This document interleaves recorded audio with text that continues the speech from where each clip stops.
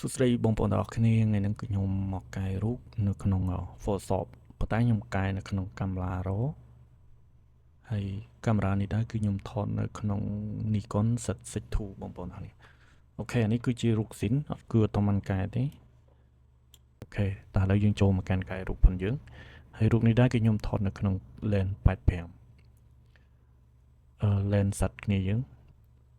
តើឥឡូវខ្ញុំធ្វើការកែរូបតែម្ដងអញ្ចឹងខ្ញុំធ្វើការដក contrast បន្តិច highlight យើងចង់ដកក៏អត់ទៅតោះមកខ្ញុំធ្វើការតម្លើង shadow ប៉ុណ្ណេះ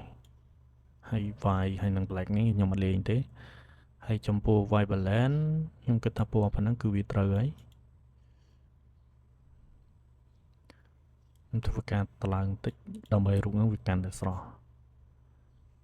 ហើយការកែរូបគឺយើងកែខុសៗគ្នាហើយគឺអាស្រ័យនៅលើរូបផងដែរអូខេ teacher ខ្ញុំធ្វើការតម្លាក់4 clarity ខ្ញុំតម្លាក់6ហើយ DH ខ្ញុំធ្វើការតម្លើង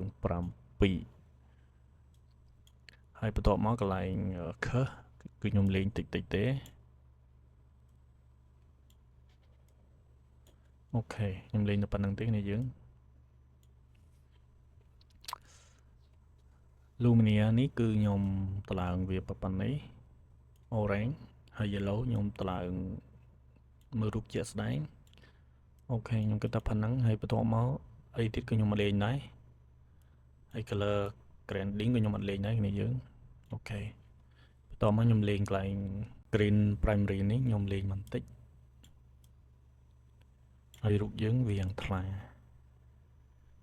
អូខេ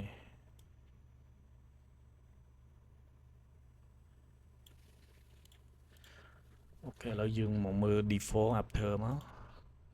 នេះ before after អញ្ចឹងរូបនេះគឺវាយ៉ាងថ្លាគ្នាយើងអូខេបន្តមកខ្ញុំចូលមកកាន់ Photoshop time អញ្ចឹងខ្ញុំគិតថាកន្លែងនេះវាយ៉ាងខ្មៅអញ្ចឹងខ្ញុំធ្វើការលេងអូខេបន្តិចយើងឆូតលើវាមកបន្តមកយើងធ្វើការ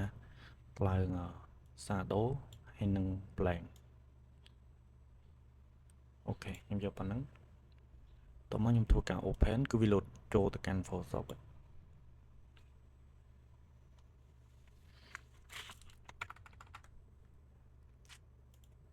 ខ្ញុំធ្វើការ copy មួយសិន Ctrl C J ចឹងខ្ញុំគិតថាដៃហ្នឹងគឺវានៅរាងខ្មៅគ្នាយើងខ្ញុំធ្វើការចុចអក្សរ L ខ្ញុំឃ្លុំវាបន្តិចកន្លែងនេះអូខេបន្តមកខ្ញុំដាក់ filter 30ខ្ញុំចុចអក្សរ L តម្លើងពលឺអូខេឥឡូវគឺវាថ្លាស្មើសាច់អីចឹងរូបនេះខ្ញុំគិតថាកន្លែងនេះវាយ៉ាងស្ទើរពលឺខ្ញុំឃ្លុំកន្លែងនេះបន្តិច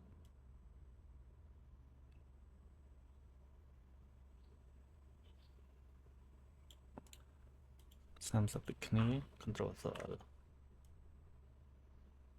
អូខេឥឡូវរូបនេះគឺវាស្មើសាច់ឯគ្នាយើង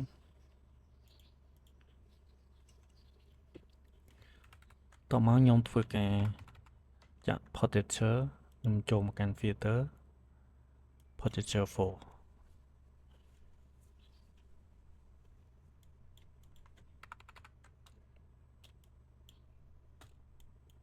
នេះគឺ filter ខ្ញុំដាក់45%អូខេអូខេអញ្ចឹងរូបយើងមើលទៅវាយ៉ាងថ្លាគ្នាយើងអូខេបន្តមកខ្ញុំធ្វើការលេង AI បន្តិចខ្ញុំធ្វើការចុច select លើសាច់យើងមកបន្តមកខ្ញុំចូលមកកាន់ filter retouch for me here អូខេឥឡូវបន្ទាប់ពីខ្ញុំ select ហើយឥឡូវខ្ញុំចុច apply មកអានឹងដើម្បីធ្វើសាច់យើងកាន់តែម៉ត់អញ្ចឹងណាអូខេបន្ទាប់មកខ្ញុំដាក់ filter មួយទៀតtouch burn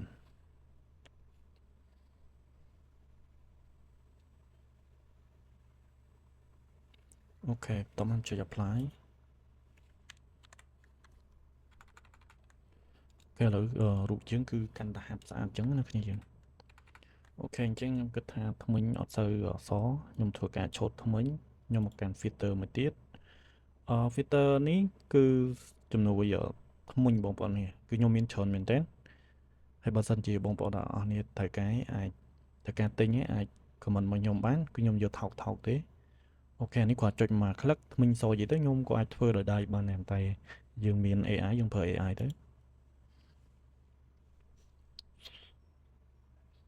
អូខេឥឡូវធ្មេញសឥឡូវយើងមើល original ធ្មេញសអញ្ចឹងបន្ទាប់មកយើងធ្វើការចុច apply អូខេ control D ដក select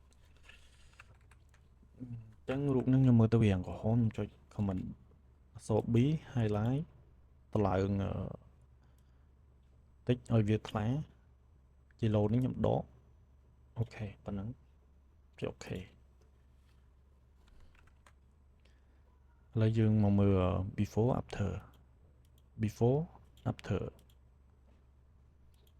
ញ្ចឹងរូបយើងយ៉ាងថ្លាអូខេ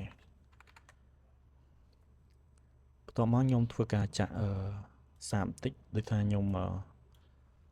ចងឲ្យអស់ខ្ញុំធ្វើការដាក់ detail អូខេហើយគ្នាយើងបន្ទាប់មកខ្ញុំធ្វើការសៀវ